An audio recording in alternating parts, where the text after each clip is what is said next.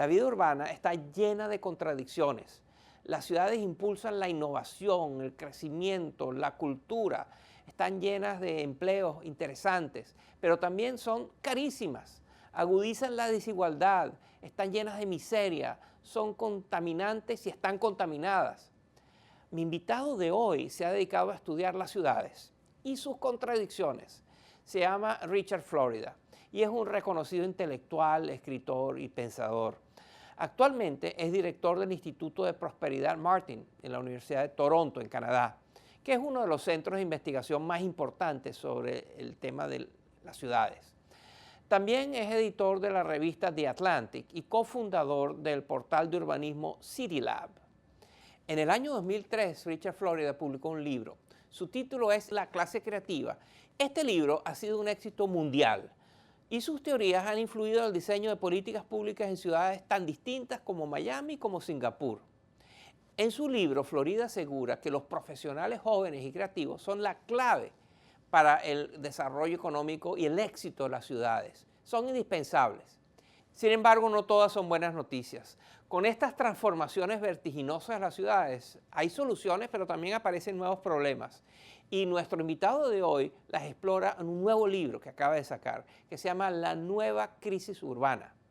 En este libro se concentran los desafíos que traen la desigualdad, la gentrificación de la que hablamos al comienzo del programa y de la segregación y la discriminación en las ciudades más grandes del mundo. Sobre estos temas voy a conversar a continuación con mi invitado de hoy, el doctor Richard Florida.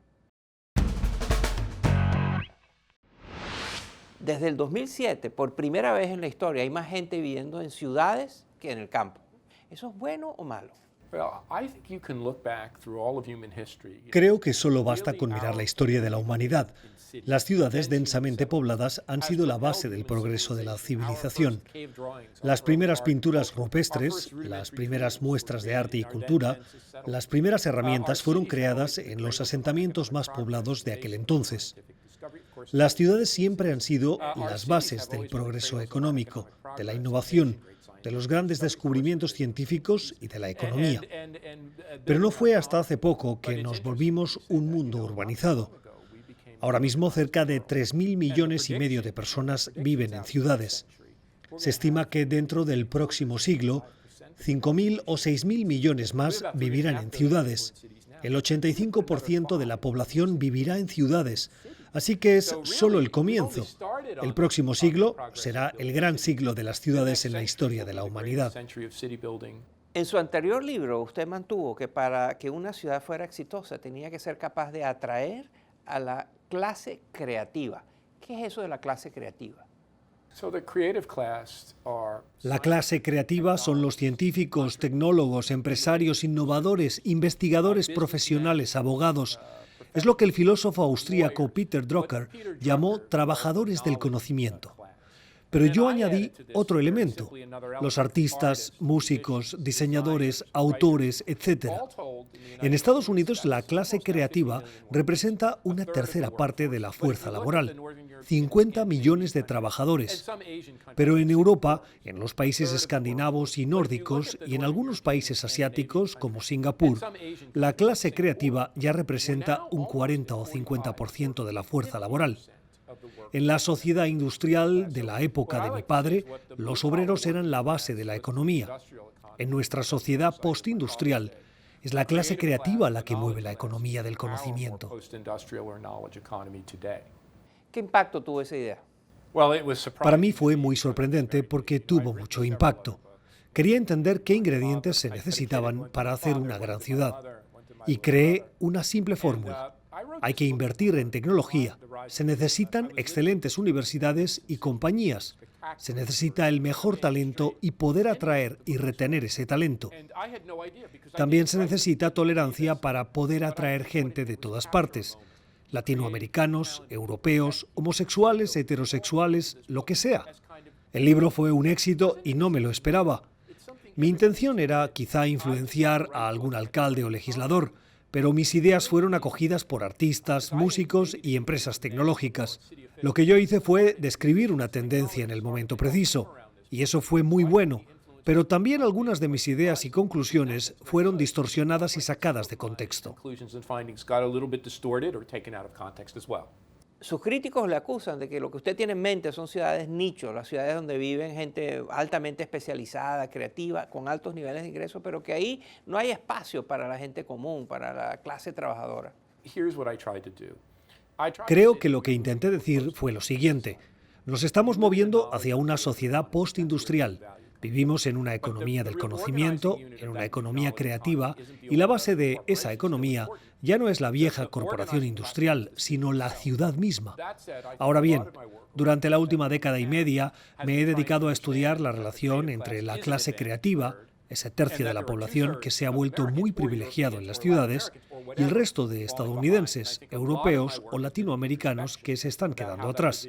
Me he dedicado a tratar de entender cómo se creó esa división y cómo se ha ido creando cada vez más grande con el paso del tiempo. Desde el año 2000 hemos visto un renacimiento urbano sin precedentes que fue liderado por la clase creativa. Los más afortunados se han movido a las ciudades y han ido sacando a los menos afortunados.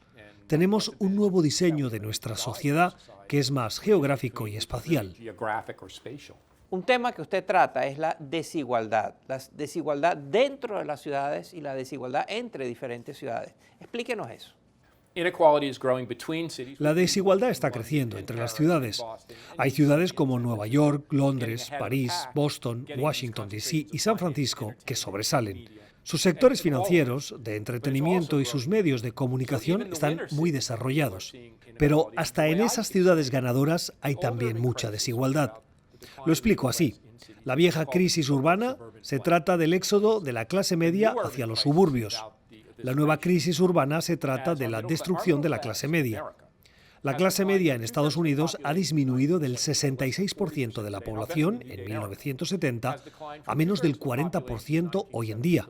Y apuesto a que cuando salgan los últimos datos será alrededor del 30%. Se ha visto un declive de la clase media en 209 de las 223 áreas metropolitanas en los Estados Unidos. Ya no existe una división económica entre los suburbios y las ciudades. Ahora existen sectores muy ricos dentro de las ciudades y los suburbios que están rodeados por crecientes sectores pobres. De cierto modo, ahora las ciudades estadounidenses son más parecidas a las ciudades de otros países. ¿Es la desigualdad un motor de la urbanización o es la urbanización la que crea la desigualdad? Es ambas cosas.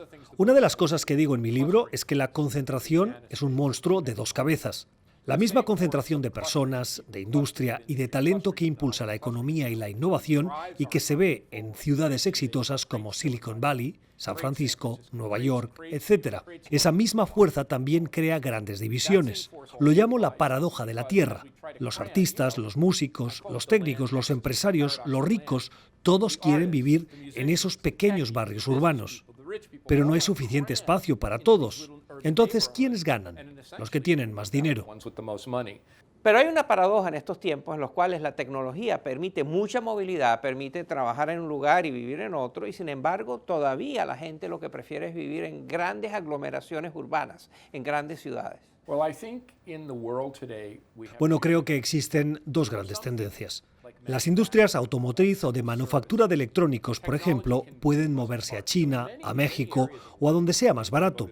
Pero hay industrias como el arte o la música que se desarrollan en lugares específicos.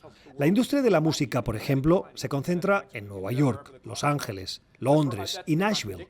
Los músicos no necesitan una fábrica, solo necesitan estar en la misma ciudad.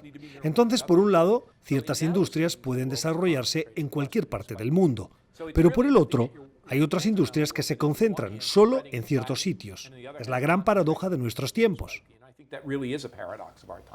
Le hago notar que todos los ejemplos que usted nos dio son de ciudades ricas.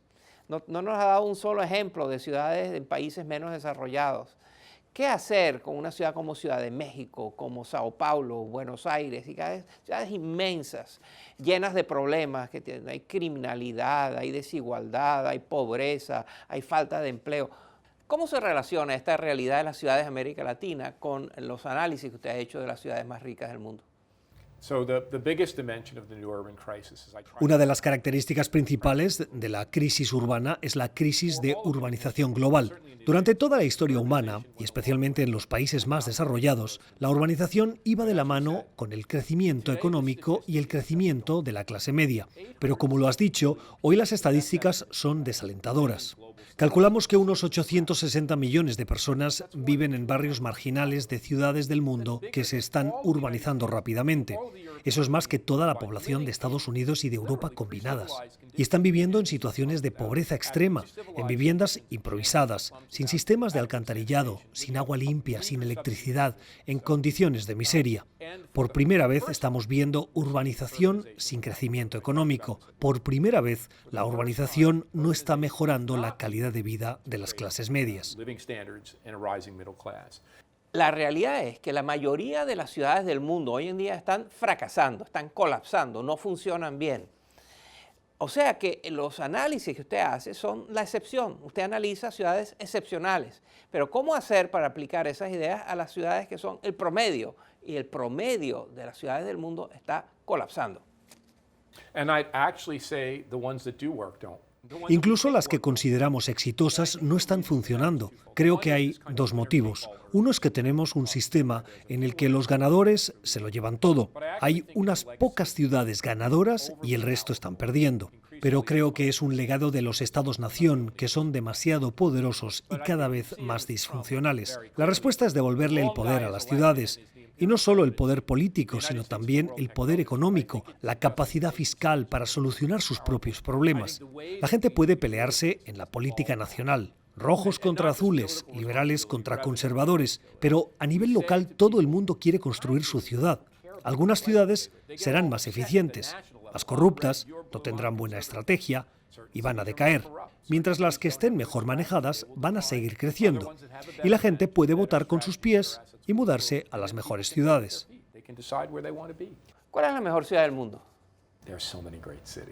Hay muchas buenas ciudades. Objetivamente, tendría que decir que Nueva York y Londres son las mejores ciudades desde un punto de vista económico. Pero están París, Barcelona. Hay tantas grandes ciudades, es difícil escoger. Una de las cosas que enseño en mis cursos es cómo escoger la mejor ciudad para ti. Cuando digo ciudad, puede ser un suburbio, el campo o un lugar urbano. No creo que haya una sola mejor ciudad.